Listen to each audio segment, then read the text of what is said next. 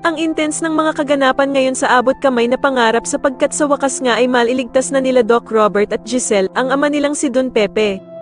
Dito nga ay mismong kapwa-pulis pa ni Balahaja ang huhuli sa kanya at tutulong kila Doc Robert para iligtas ang kanyang ama.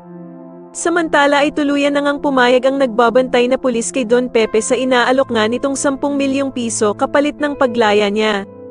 Subalit bigla namang dadating si Balahaja at magpapaalam ito sa pulis na bantay na pupunta na muna daw siya ng Maynila dahil sa meron daw siyang aasikasuhin kaya naman ay bantayan daw nito ng maigi si Don Pepe habang wala siya.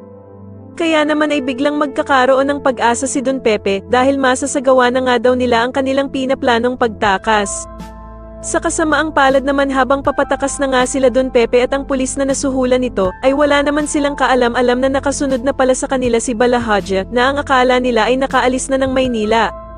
Kaya naman dahil sa pagod na si Don Pepe ay maabutan tuloy siya ni Balahaja at sasabihin nga nito sa kanya na umpisahan na daw nitong magdasal dahil sa babarilin na daw siya nito.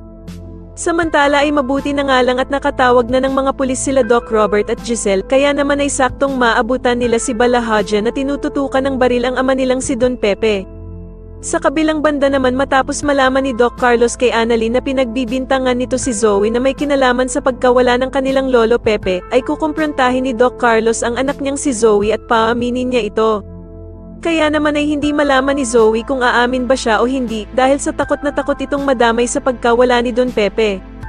Sa tingin niyo umamin kaya ang tauhang pulis ni Moira na siya ang nag-utos dito at ang mastermind ng nangyaring kidnapan kay Don Pepe, mas lalo na nga talagang nagiging exciting ang mga susunod na kaganapan kaya naman ay mas lalo pa nating abangan ang mas lalong gumigandang abot kamay na pangarap. Maraming salamat po sa inyong panonood at sana po ay masubscribe niyo ako. Maraming salamat po.